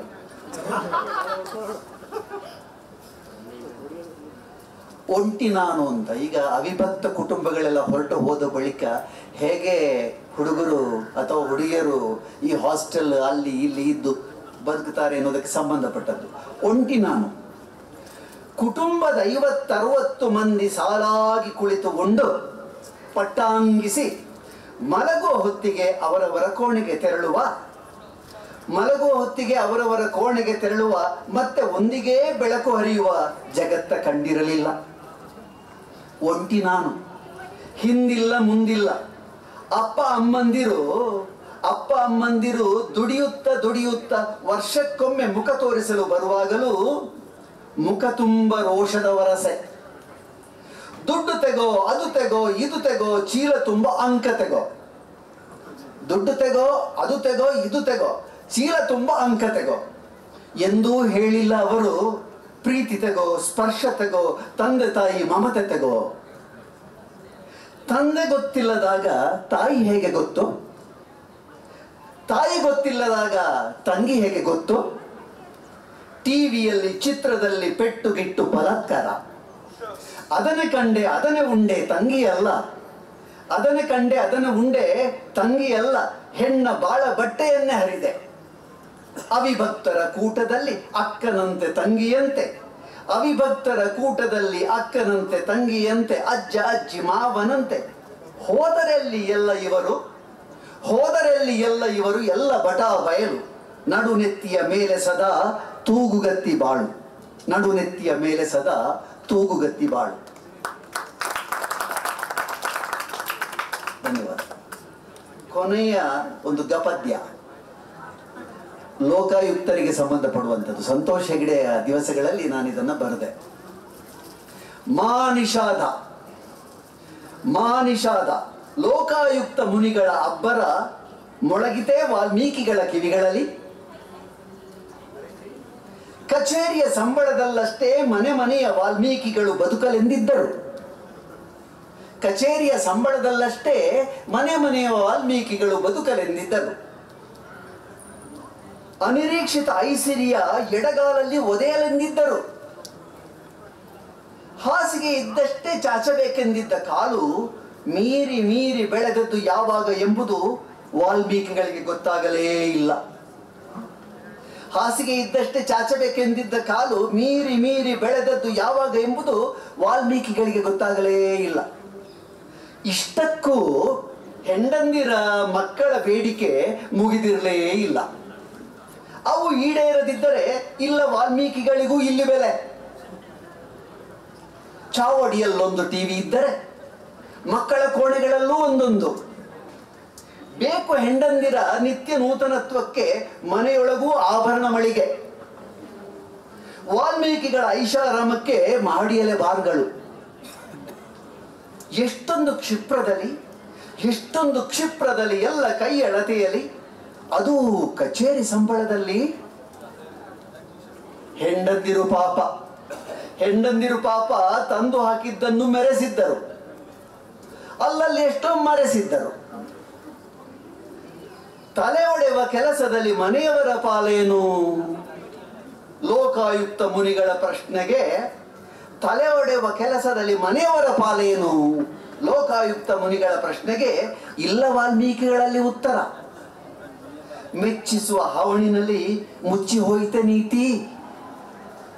ಎಚ್ಚರಿಸಿದರಲ್ಲವೇ ಮುನಿಗಳು ಮಾನಿಷಾದ. ಎಚ್ಚರಿಸಿದರಲ್ಲವೇ ಮುನಿಗಳು, ಲೋಕಾಯುಕ್ತ ಮುನಿಗಳು ಮಾನಿಷಾದ. ಲೋಕಾಯುಕ್ತ ಮುನಿಗಳ ಅಬ್ಬರ ಮೊಳಗಿತೆ ವಾಲ್ಮೀಕಿಗಳ ಕಿವಿಗಳಲ್ಲಿ. ಲೋಕಾಯುಕ್ತ ಮುನಿಗಳ ಅಬ್ಬರ ಮೊಳಗೀತೆ ವಾಲ್ಮೀಕಿಗಳ ಕಿವಿಗಳಲ್ಲಿ. ನಮಸ್ಕಾರ. ಥ್ಯಾಂಕ್ ಯು ದಾಮೋದರ್ ಶೆಟ್ಟಿ ಅವರಿಗೆ. ನಮ್ಮ ವಿಮರ್ಶೆ ಜಗತ್ತು ಮತ್ತು ಕಾವ್ಯ ಜಗತ್ತು ಎರಡರಲ್ಲೂ ತುಂಬ ಗಂಭೀರವಾಗಿ ಹೊಸ ಪ್ರಯತ್ನಗಳನ್ನು ಮತ್ತು ಹೊಸ ಪ್ರಯೋಗಗಳನ್ನು ಮಾಡ್ತಾ ಯಾವಾಗಲೂ ಚಿಂತನಶೀಲೆಯಾಗಿ ಕ್ರಿಯಾಶೀಲೆಯಾಗಿ ಇರುವಂತಹ ಡಾಕ್ಟರ್ ತಾರಣೆ ಶುಭದಾಯಿನಿ ನಮ್ಮ ಪದ್ಯಗಳನ್ನು ಈಗ ಓದಬೇಕು.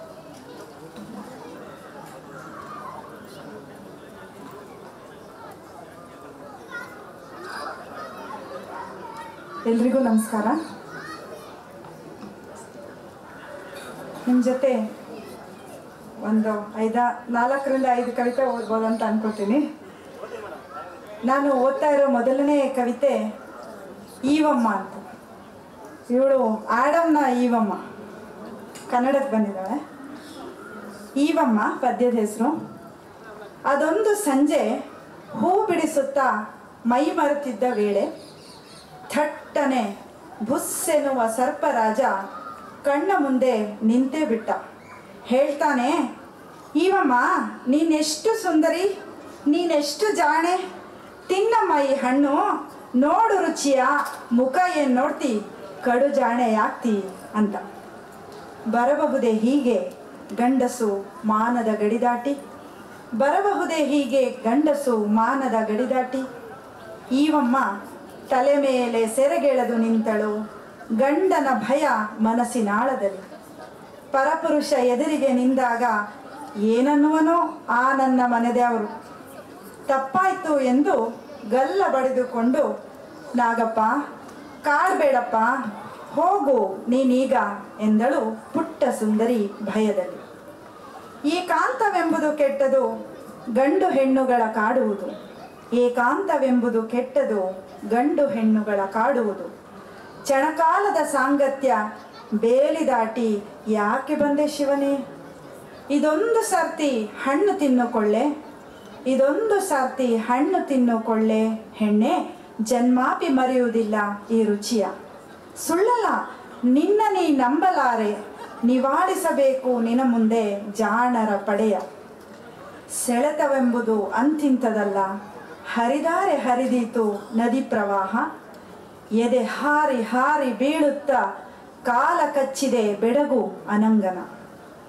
ಸಂಜೆ ಮಬ್ಬಲ್ಲಿ ಉಬ್ಬಿದ ಈವಮ್ಮ ಗಿಡ ದಾಟಿ ಮರ ದಾಟಿ ಹಣ್ಣ ಪಡೆದಳು, ಬಾಯಿಗಿಟ್ಟು ಚಪ್ಪರಿಸಿದ ಪಾಪಿಯಾಗಿ ಬಿಟ್ಟಳು. ಸಂಜೆ ಮಬ್ಬಲ್ಲಿ ಉಬ್ಬಿದ ಈವಮ್ಮ ಗಿಡ ದಾಟಿ ಮರ ದಾಟಿ ಹಣ್ಣ ಪಡೆದಳು, ಬಾಯಿಗಿಟ್ಟು ಚಪ್ಪರಿಸಿದ ಪಾಪಿಯಾಗಿ ಬಿಟ್ಟಳು. ಹೀಗೆ ಜ್ಞಾನದ ಚಪಲಕ್ಕೆ ಬಿದ್ದವಳೆ, ಹೀಗೆ ಜ್ಞಾನದ ಚಪಲಕ್ಕೆ ಬಿದ್ದವಳೆ ಈವಮ್ಮ ಕೇಡಿಗೆ ದಾರಿ ಮಾಡಿಕೊಟ್ಟವಳೆ. ಗಂಡನ್ನೇ ದಬಾಯಿಸಿ ಹಾಕುವಂಥ ಜ್ಞಾನವನ್ನ ಅಜ್ಞಾನದ ಬಲದಿಂದ ಕಂಡವಳೆ. ನಾಚಿಕೆ ಅಹಂಕಾರದಲ್ಲಿ ಬಿದ್ದವಳು ತಾತಿಂದು ಉಳಿಸಿದ ಅರ್ಧಮರ್ಧ ಸೇಬನ್ನು ಪ್ರಾಶನಗೈವ ಗಂಡಸನ್ನ ಹುಡುಕುತ್ತಾ ಬಂದವಳೆ ಹೂಬನಕೆ. ನನ್ನ ಎರಡನೇ ಕವನ ಕಾಫಿ ಡೇ. ಕಾಫಿ ಡೇ ನಮ್ಮೆಲ್ಲರಿಗೂ ಪರಿಚಯ ಇದೆ, ಬೆಂಗಳೂರಿಯನ್ಸ್ಗೆ ಎಲ್ಲರಿಗೂ ತುಂಬ ಚೆನ್ನಾಗೇ ಪರಿಚಯ ಇದೆ. ಅದನ್ನು ಒಂದು ಮುಖ್ಯ ಕೇಂದ್ರವಾಗಿಟ್ಕೊಂಡು ಬರೋ ಪದ್ಯ ಇದು. Coffee day.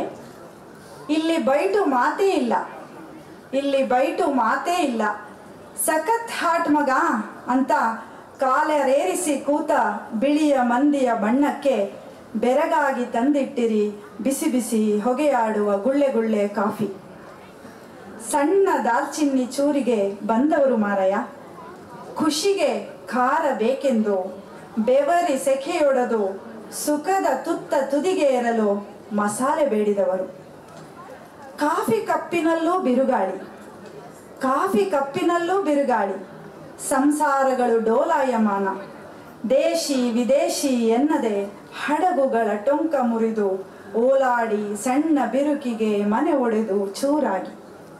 2 ಗುಡ್ಡ ಕಣಿವೆಗಳಲ್ಲಿ ಹೊತ್ತಿ ಉರಿಯುವ ಹಸಿರು, ಸುತ್ತ ಮಿಣಿಮಿಣಿ ಹಗಲು, ಇಳಿಜಾರು ಗುಡ್ಡ ಮರೆಯಲ್ಲಿ ತಲೆ ಎತ್ತಿದೆ ಬಂಗಲೆ. ಏಕಚಕ್ರಾಧಿಪತಿಯ ಮುಂದೆ ಖಾಯಶ್ ಪಡುವಂತೆ ಕಾಫಿ ಹೂಗಳು ಅರಳಿ ವನವ ನಿಬ್ಬೆರಗುಗೊಳಿಸಿದೆ.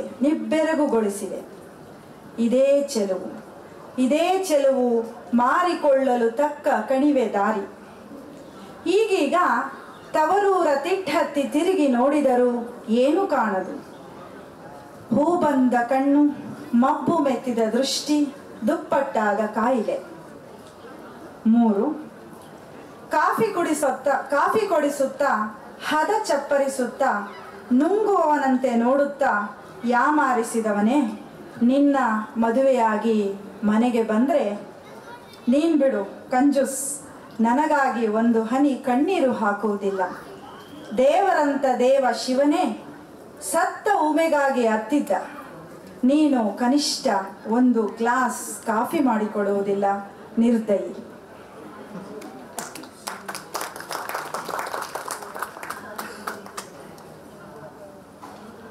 ನನ್ನ ಮುಂದಿನ ಪದ್ಯ, ಏನಿದು ನಾಸಿಕಾಗ್ರವೇ ಮೂಸಿ ಹೇಳು. ಮೀನಿನ ಗಂಧಕ್ಕೆ ಮರುಳಾದಿರಿ ಮಹಾಭಾರತವಾಯಿತು. ಮೀನಿನ ಗಂಧಕ್ಕೆ ಮರುಳಾದಿರಿ ಮಹಾಭಾರತವಾಯಿತು. ಮಿಗದ ಮಾಂಸಕ್ಕೆ ಮನಸೋತಿರಿ ರಾಮಾಯಣವಾಯಿತು. ವಾಸನೆ ಎಂಬುದು ಜನ್ಮಾಂತರ. ಗಂಡ ಹೆಂಡಿರು ನಿತ್ಯ ಕಾದುವರು, ಗೋಳು ಗುಟ್ಟಿಸುವ ರಗಳೆಯಲ್ಲಿ ಅದಲು ಬದಲಾಗುವರು. ವರ್ತಮಾನಕ್ಕೆ ಎಳೆತರುವ ಕಾಮಕೇಳಿಯಲಿ ಜಗಳದ ತುದಿ ಮುಟ್ಟಿಸಿ, ಇನ್ನೇನು ಸಂಜೆ ರಾತ್ರಿಯಾಗಿ ಹಾತೊರೆವ ಗಂಡಿಗೆ ಹೆಣ್ಣು ದೇಹ ಬಿಚ್ಚಿಕೊಳ್ಳುವುದು. ಬರ್ಖಾಸ್ತ್ ಆಗಬೇಕು, ಆಗ ನೆನಪಿನ ಕಿಡಿ ಹಾರಿ ಹೊತ್ತಿ ಉರಿಯುವುದು ಪ್ರಜ್ವಲಿಸಿ ಕೆಂಡ. ಕಾಯದ ಮಾಯದಲ್ಲಿ ತೂಗುವುದು ಕೆಜಿಗಟ್ಟಲೆ ಮಾಂಸ. ಕಾಯದ ಮಾಯದಲ್ಲಿ ತೂಗುವುದು ಕೆಜಿಗಟ್ಟಲೆ ಮಾಂಸ. ಮಾಂಸಕ್ಕಲ್ಲದೆ ಹೂವಿಗೆ ಸೋತ ಬೋಧಿಸತ್ವರು ಹಲವರು. ಮಾಂಸಕ್ಕಲ್ಲದೆ ಹೂವಿಗೆ ಸೋತ ಬೋಧಿಸತ್ವರು ಹಲವರು. ಸುಗಂಧವೆನ್ನುವುದು ನಿಲ್ಲುವುದು ವಾಸನೆಯಾಗಿ, ಸುಗಂಧವೆನ್ನುವುದು ನಿಲ್ಲುವುದು ವಾಸನೆಯಾಗಿ, ವಾಸನೆ ಎಂಬುದು ಜನ್ಮಾಂತರ.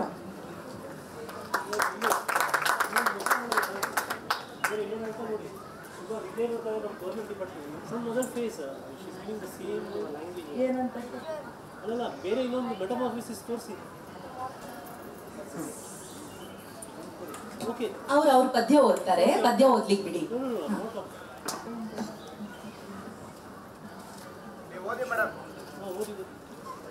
ಏನ್ ಹೇಳಿದ್ರೆ ಅಂತ ಅರ್ಥ ಆಗಲಿಲ್ಲ. ಏನ್ ಪರವಾಗಿಲ್ಲ, ನೀವು ಇನ್ನೊಂದು ಮುಖ ತೋರಿಸಿ. ಇನ್ನೊಂದು ಮುಖ ಅನ್ನುತ್ತೆ. ಇನ್ನೊಂದು ಮುಖ ಅಂದ್ರೆ ಮತ್ತಲ್ಲಿ ಬಾಯ್ ಹಾಕ್ಬಿಡಿ.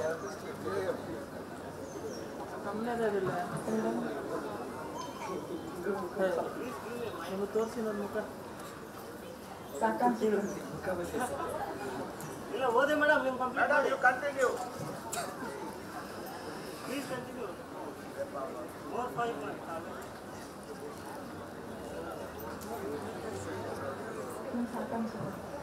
ಓದಿ ಮೇಡಮ್, ಓದಿ ಮೇಡಮ್,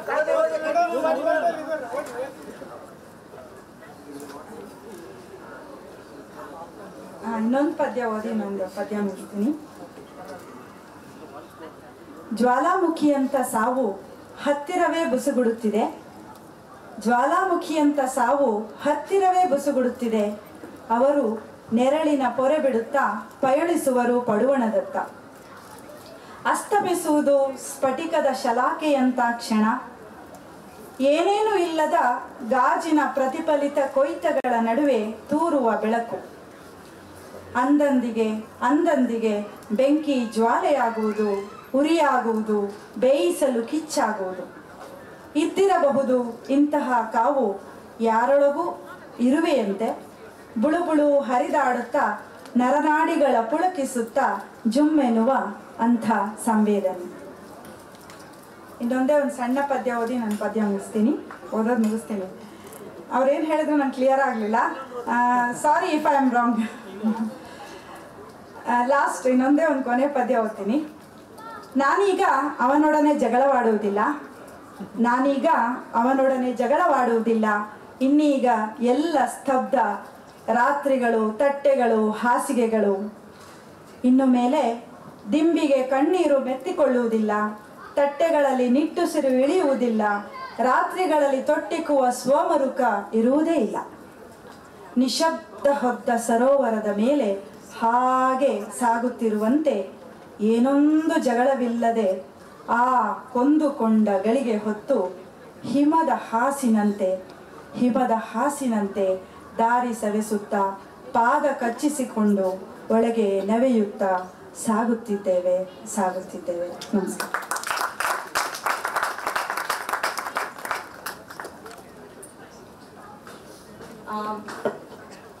ಕೊನೆಯದಾಗಿ ನನ್ನ ಒಂದೇ ಒಂದು ಪದ್ಯ, ಯಾಕಂದರೆ ಸಮಯ ಇಲ್ಲವೇ ಇಲ್ಲ ಅಂತ ಹೇಳ್ತಾ ಇದ್ದಾರೆ. ಸೊ ನನ್ನ ಒಂದೇ ಪದ್ಯದಲ್ಲಿ ಸೆಷನ್ ನಾವು ವಿ ಹ್ಯಾವ್ ಟು ಕಂಪ್ಲೀಟ್. ಪದ್ಯದ ಹೆಸರು ಸಿಗರೇಟ್. ತುಟಿಯ ತೇವ ನೀನು ಒಂದೇ ಗುಟುಕಿಗೆ ನುಂಗಿ ಕಂಠಕ್ಕಿಳಿಸಿದೆ. ಎದೆಯ ಮೇಲಾಡಿದ್ದ ಉಸಿರ ಅಳಿಸಿ ತೆಗೆದೆ. ದೇಹದೆಲ್ಲೆಡೆ ಊರಿದ್ದ ಗುರುತ ಕಿತ್ತೊಗೆದೆ. ಒಳಗೆ ಹರಿಯುತ್ತದೆ ನಿನ್ನಂತೆ ರಕ್ತ ಎಂದು ಗೊತ್ತಾಗಲು ಬಿಡದ ರಹಸ್ಯ ಕಾಪಿಡುವ ದೇಹದೊಳಗೆ ಬೆರೆತಿರುವ ನಿನ್ನಿರುವು. ಹಾವ ತಲೆ ಕತ್ತರಿಸಿ ವಿಲವೆಲವೆನ್ನುವಾಗ ಸರ್ರನೆ ಉದ್ದಕ್ಕೂ ಸೀರಿ ಚರ್ಮವಿಲ್ಲದ ಕಾಯ. ನಿನ್ನ ನೆನಪುಗಳ ಬೇರ್ಪಡಿಸಿ ಅರ್ಪಿಸಿರುವ ಇದೋ ಈ ಅಗ್ನಿಕುಂಡ. ಸಾಬೀತಿನ ದಿವ್ಯಕ್ಕೂ ಅಪನಂಬಿಕೆಯೇ? ಪ್ರೀತಿ ನಿಭಾಯಿಸಲು ಇಷ್ಟೆಲ್ಲ ಪ್ರಶ್ನೆ ಹವಿಸುಬೇಕೆ? ನೀಲಿ ಕೆಂಪು ಕಪ್ಪು ಕಂದು ದೇಹದ ನಾನೀಗ ಅಗ್ನಿಯಲ್ಲಿ ಸುಟ್ಟು ಬಂದವಳು. ಅಳಿಸಿ ಆವಿಯಾಗಿದೆ ಎಲ್ಲ ಸ್ಪರ್ಶ. ಬೆಂದು ಬಂದವಳು ರಕ್ತ ಕುದ್ದು ಹವೆಯಾಡುತ್ತಿದೆ. ಇಷ್ಟೆಲ್ಲ ಮಾಡಿದ ನೀನು ತಣ್ಣಗೆ ಬಂದು ಬಿಸಿ ಕಾಯಿಸಿಕೊಳ್ಳಲು ನನ್ನ ಒಡಲ ಬೆಂಕಿಯಿಂದ ಸಿಗರೇಟು ಹಚ್ಚುತ್ತೀಯ. ನಮಸ್ಕಾರ. Thank you all. Thank you so much.